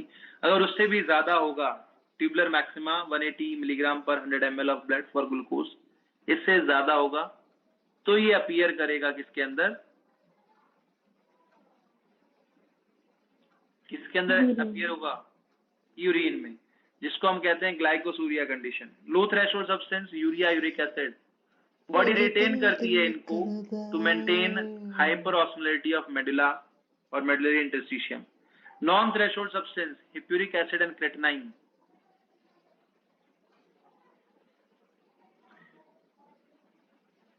हिप्यूरिक एसिड और क्रेटिनाइन जो है वो नॉन थ्रेशोल्ड सब्सटेंस है, बॉडी इनको रिटेन ही नहीं करती है.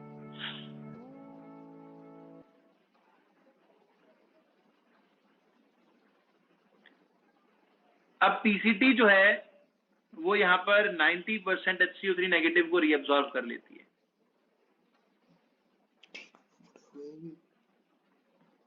एक मिनट बेटा, 90% HCO3 नेगेटिव रीअब्सॉर्ब इन पीसीटी. अगर ये एक्सक्रीट कर दिया जाए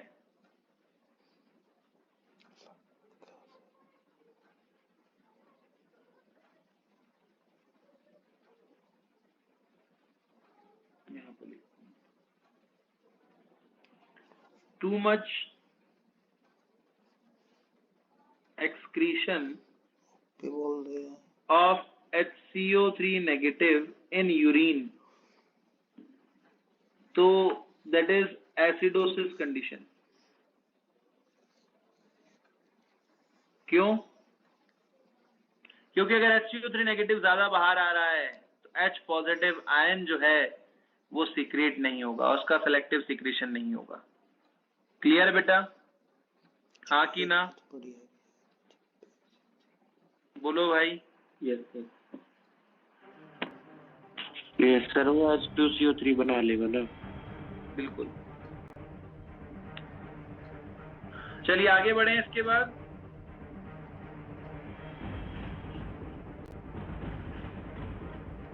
yes sir.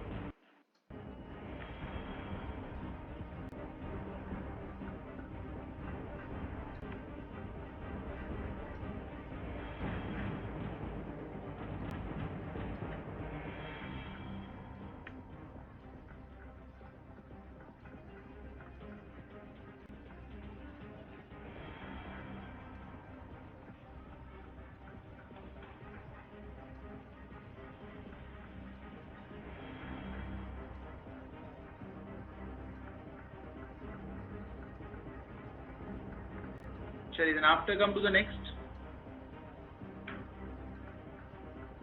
counter current mechanism.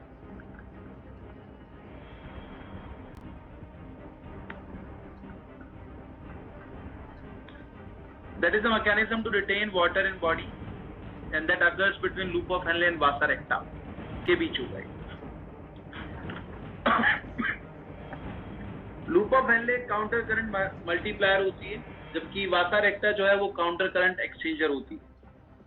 Multiplier का मतलब होता है कंसंट्रेट करेगा बेसिकली फिल्ट्रेट को.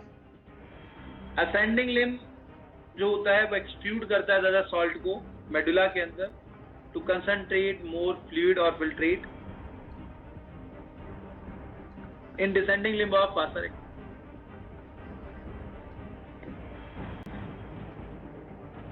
काउंटर करंट एक्सचेंजर जो होता है वो मोस्ट ऑफ वाटर को descending limb of loop of Henley से ड्रेन कर लेता है। अब है क्या ये, बहुत ही आम भाषा में समझिए इसको। कॉर्टेक्स की ऑस्मोलैरिटी 300 है, मेडुला की 600 to 1200 है। क्लियर? अब यहां पर काउंटर फ्लो होता है किसका? ब्लड का और फिल्ट्रेट का। And what it is basically कि जब फिल्ट्रेट को हाइपोटोनिक से हाइपरटोनिक होना होता है, हाइपो से हाइपरटोनिक होना होता है फिल्ट्रेट को, तो उसी वक्त ब्लड को हाइपर से हाइपोटोनिक होना होता है। Similarly on the other side, जब फिल्ट्रेट को हाइपरटोनिक से हाइपोटोनिक होना है तो ब्लड को हाइपो से हाइपरटोनिक होना है।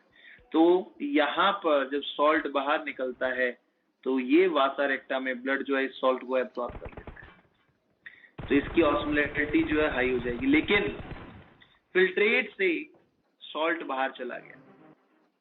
दूसरे केस में जब फिल्ट्रेट को हाइपो से हाइपरटोनिक होना होता है तो अपने वाटर को रिमूव कर देता है।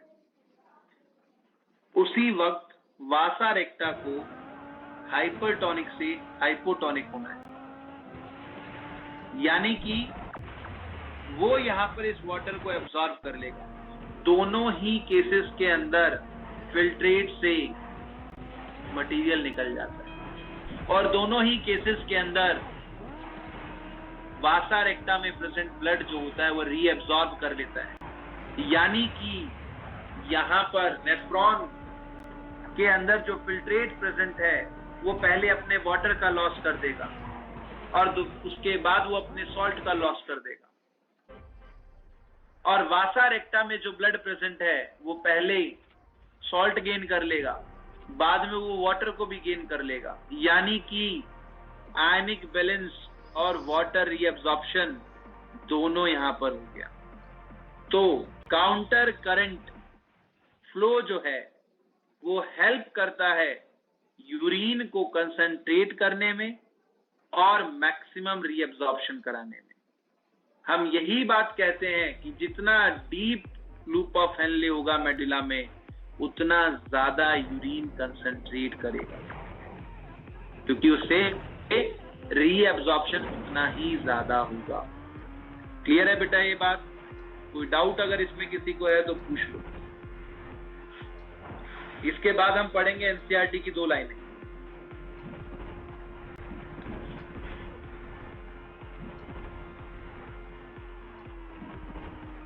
इसको देख लो ध्यान से, अगर किसी को कोई डाउट है इसमें तो पूछ लीजिए।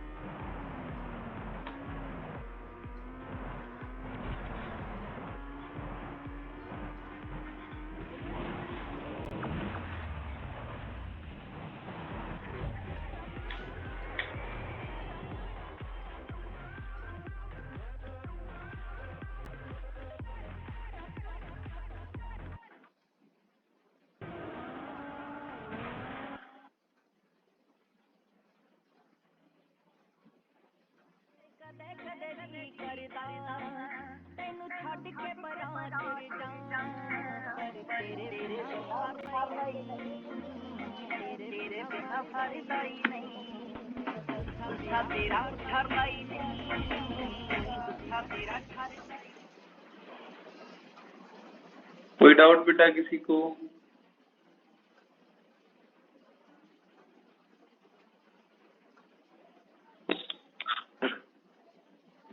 हाँ जी 27 है तो मतलब अगली क्लास में आप डाउट ले लो उसके structural organisation.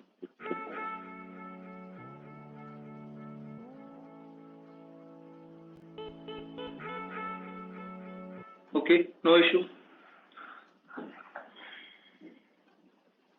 Thank you, sir. चलिए, then after next one, NaCl and urea जो है वो हाइपरऑस्मोलिटी ऑफ मेडलरी इंटरस्टिशियम को मेंटेन करते हैं. And what is the role of urea? Urea का क्या रोल है इसमें? यूरिया जो है वो रीअब्जॉर्प्शन कराता है कलेक्टिंग डक्ट से, and that helps in maintaining osmolality of the medullary interstitium. Medullary interstitium की ऑस्मोलिटी को मेंटेन करने में हेल्प करता है. जब यूरिया रीअब्जॉर्ब होता है तो सिक्रेशन होता है NaCl का by the thin segment of ascending limb of 2%. Clear है बेटा? हाँ कि ना?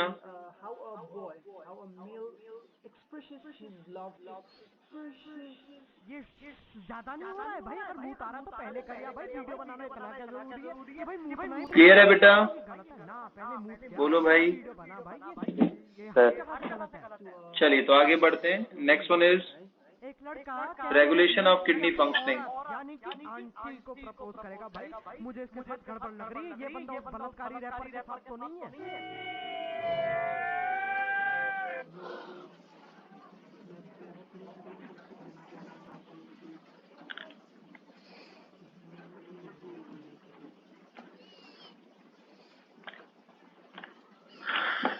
The very first one is regulation by ADH.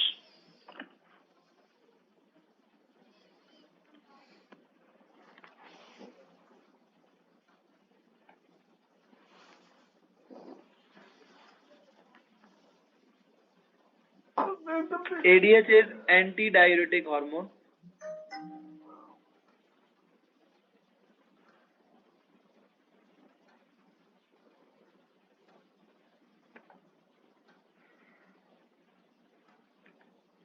ADH जो है that is secreted by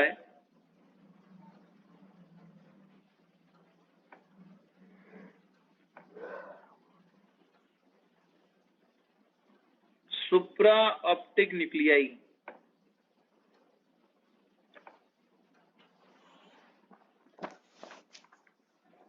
Of hypothalamus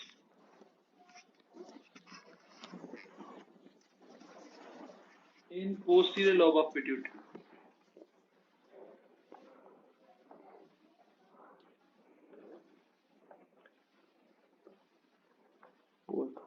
pituitary gland के अंदर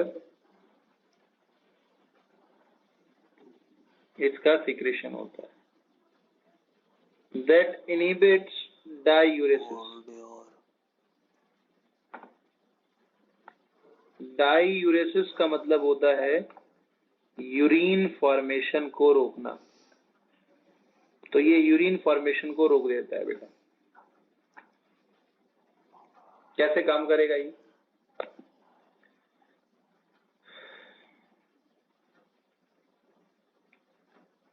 लेस वाटर है अगर बॉडी में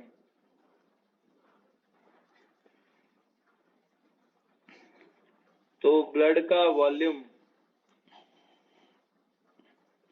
डिक्रीज करेगा एंड ब्लड का प्रेशर भी डिक्रीज करेगा. This will affect glomerular filtration rate, वो भी डिक्रीज हो जाएगा. अब इसका इफेक्ट क्या आएगा?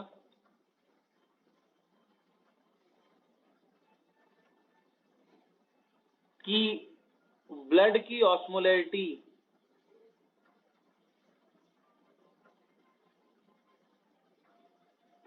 इंक्रीज कर गई. कितनी? That is more than 300 milli osmole per litre से ज्यादा हो गई. इससे क्या होगा? Osmo receptors in hypothalamus stimulate हो जाएंगे. और जब ऑस्मो रिसेप्टर स्टिमुलेट होंगे तो दो अलग अलग फंक्शनिंग होती है. पहली, the person feels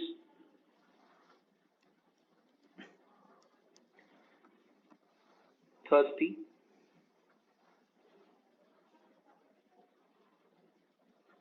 and that drinks water.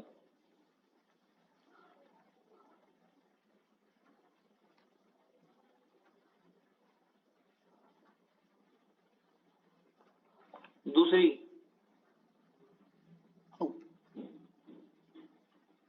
posterior lobe of pituitary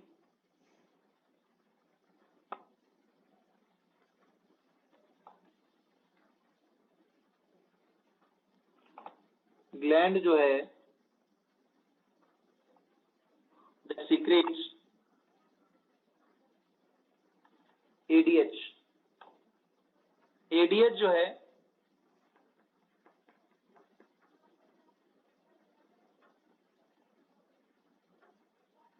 that trigger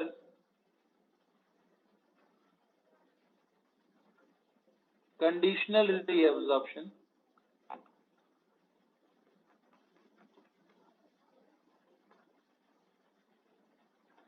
of water and salt.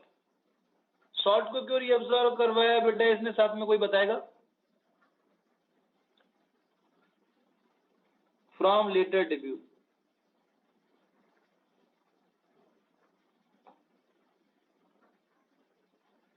which is basically DCT. इससे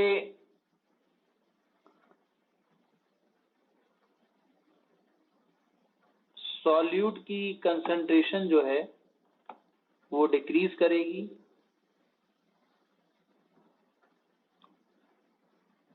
and water balance in body.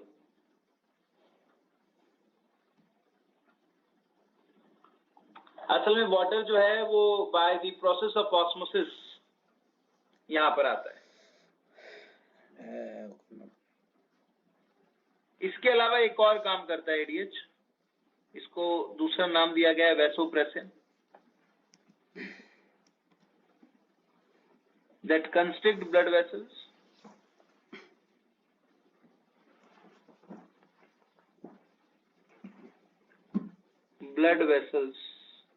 और जब ब्लड वेसल्स कंस्ट्रिक्ट होंगी तो बेटा इसका इफेक्ट क्या आएगा,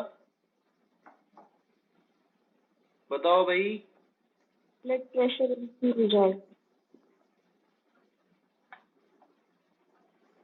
blood pressure and GFR increase कर जाएगा. जीएफआर इंक्रीज कर जाएगा. Very good.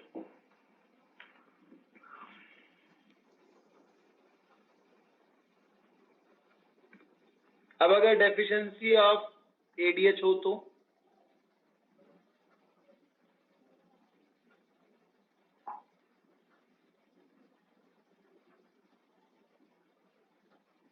of ADH that will cause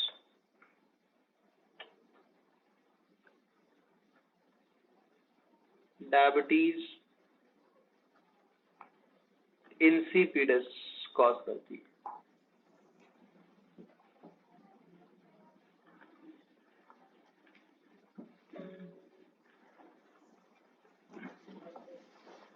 ADH जो है that is responsible for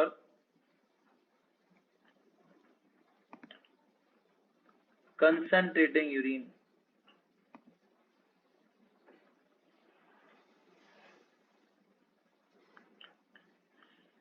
अब इसके सिम्टम्स क्या होंगे बेटा? फ्रीक्वेंट यूरिनेशन, पॉलीयूरिया, फ्रीक्वेंट, सबसे पहले dehydration, dilute urine,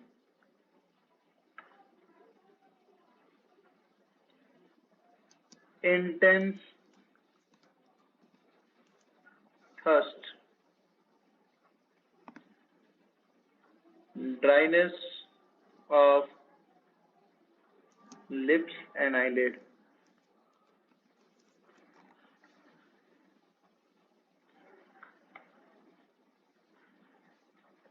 and this is different from diabetes mellitus.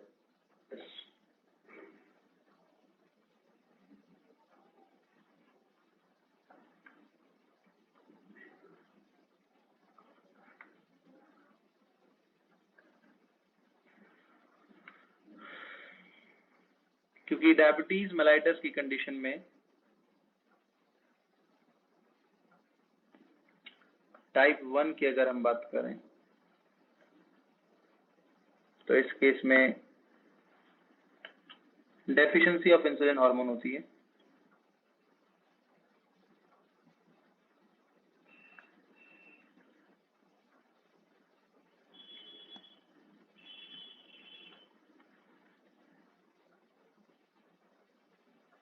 which is symptomatically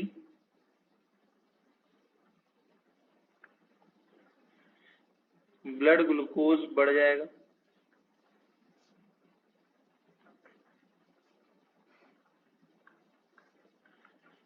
and उसका effect glycosuria, that is glucose in urine.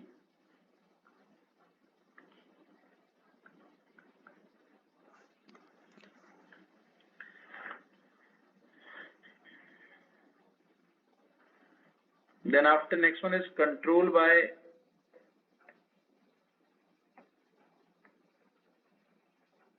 RAS. RAS दोबारा से पढ़ाने की जरूरत है?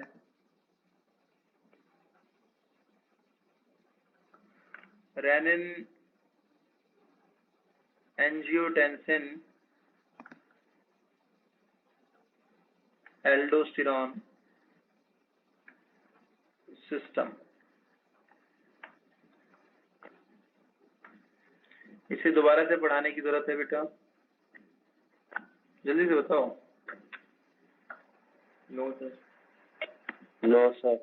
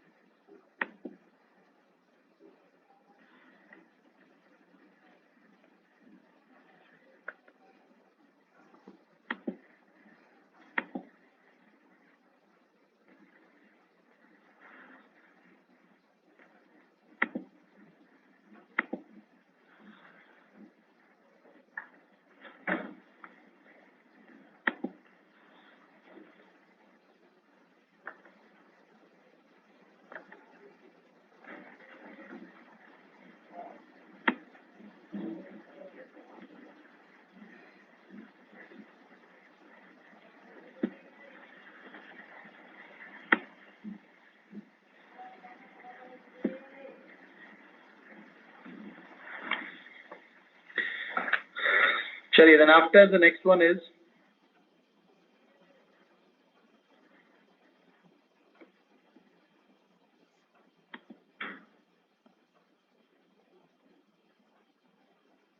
सर आज का पासवर्ड है बेटा 4126। आपको क्या सिस्टम वाली फाइल भी शेयर नहीं हुई है ना? सर? पासवर्ड फिर से बता दो।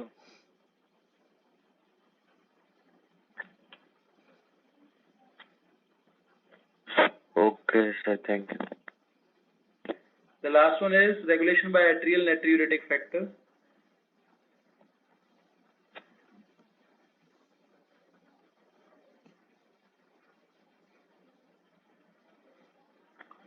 That is ANF.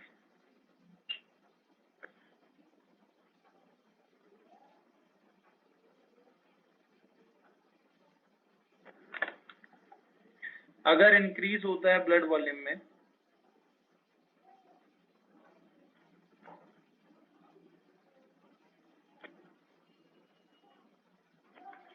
And blood pressure में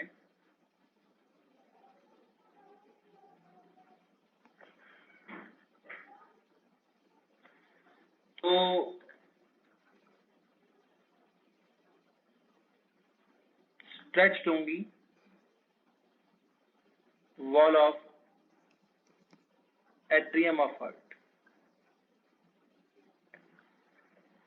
and they will release ANF. अब इस ANF का क्या काम है?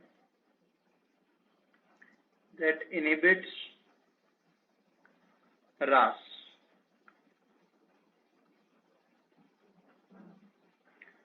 Inhibits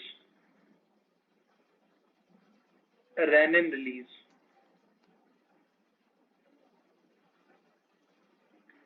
Inhibit aldosterone secretion.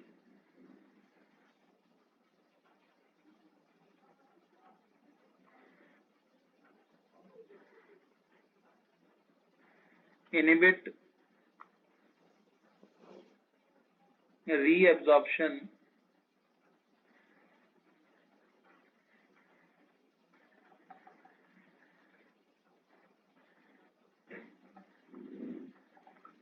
of salt and water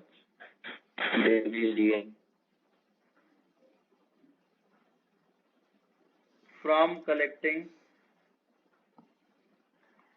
dust.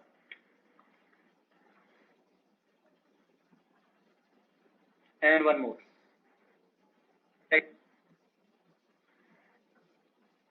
Release of sodium in urine. तो इन सब का इफेक्ट क्या होगा? इसका रिजल्ट क्या होगा? रिजल्ट क्या होगा इसका? डाइल्यूट यूरिन आएगा.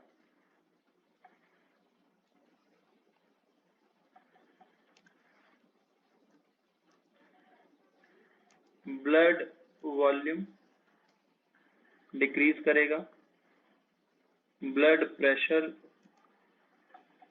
डिक्रीज करेगा, and GFR reduced to normal. ये दूसरा इफेक्ट हो गया जिसका. थर्ड इफेक्ट,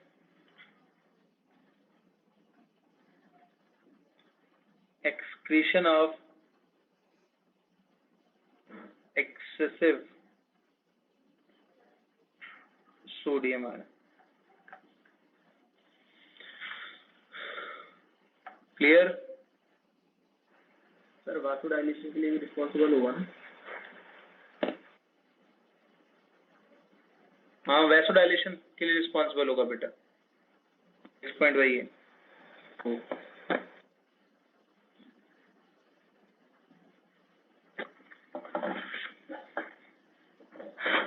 चलिए, तो आज के लिए इतना ही. नेक्स्ट क्लास में थोड़ा सा पार्ट रहता है इसका मिक्चुरेशन और डिसऑर्डर्स, वो नेक्स्ट क्लास में पढ़ाएंगे बेटा.